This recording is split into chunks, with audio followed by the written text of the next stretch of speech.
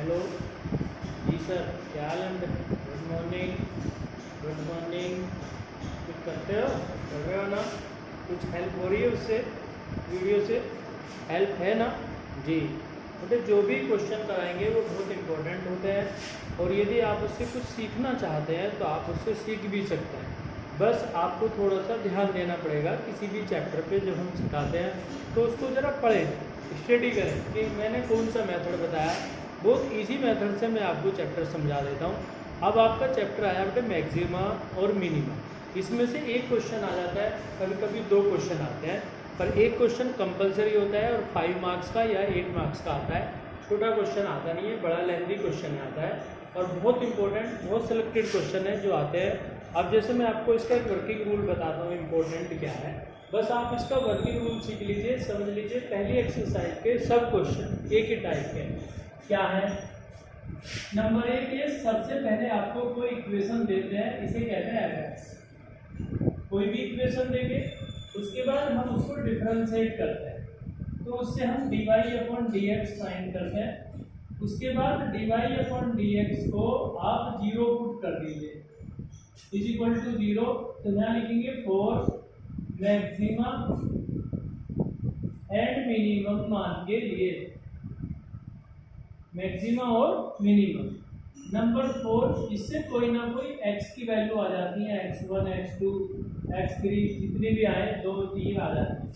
Number 5, आप इसको दोबारा डिफरेंशिएट कर दीजिए।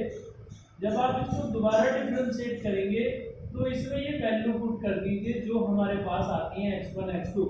यदि इसकी वैल्यू आती है बेटे पुट करने के बाद पॉजिटिव, तो मिनिमम होता है, और यदि इसकी वैल्यू आए नेगेटिव तो मैक्सिमम होता है, और यदि इसकी वैल्यू आ जाए 0 तो ना मैक्सिमम होता और ना मिनिमम होता। देखिए बहुत सिंपल है हर क्वेश्चन, बहुत सिंपल। बस वर्किंग रूल समझ लीजिए। सबसे पहले y इक्वल टू डिफरेंशिएट करिए, 0 पुट करिए, उससे x की वैल्यू फाइंड कर लीजिए। x की वैल्यू फाइंड करके दोबारा डिफरेंशिएट करिए। जब आप उसे डबल डेरिवेटिव फाइंड कर लोगे, डबल डिफरेंशियल फाइंड कर लो, तो ये x की वैल्यू इसमें पुट कर दीजिए। जब x की वैल्यू पुट करेंगे तो इसके अंदर यदि पॉजिटिव तो मिनिमम, नेगेटिव पर मैक्सिमम, 0 पर कुछ नहीं होता। फिर हम क्या करते हैं, तीसरी बार डिफरेंशिएट करके देखते हैं कि d cube y upon d x cube करिए, और इसमें फिर वैल्यू पुट करिए। तो अगर इसकी वैल्यू आती है आपके पास वही पॉजिटिव तो मिनिमम, और यदि नेगेटिव आए तो मैक्सिमम, और यदि 0 आए तो कोई मैक्सिमम और मिनिमम वैल्यू नहीं होती। ये इसका वर्किंग रूल है। अब जैसे मैं आपको एक क्वेश्चन समझाऊंगा, ध्यान से समझना पड़ेगा। हर क्वेश्चन एक ही टाइप का, इस एक्सरसाइज की इंपॉर्टेंट बात है, बस आपको वर्किंग रूल आना चाहिए। जैसे क्वेश्चन नंबर फर्स्ट का फर्स्ट पार्ट है f x is equal to, question number first, और एक्सरसाइज नंबर है बेटे आपकी 6.5, एक्सरसाइज 6.5, क्वेश्चन नंबर फर्स्ट, और फर्स्ट का फर्स्ट पार्ट। बिल्कुल सिंपल मेथड बताऊंगा। देखो आपको y equal to 2x minus 1 का स्क्वायर, 2x माइनस 1 का स्क्वायर प्लस 3। देखिए कितना सिंपल है। आप जरा ध्यान देना इस बात पे कि क्वेश्चन नंबर 1 का 2 का कोई भी पार्ट हो सब हो जाते हैं। जैसे सबसे पहले अभी आपको बताया क्या कि आप डिफरेंशिएट कर दीजिए।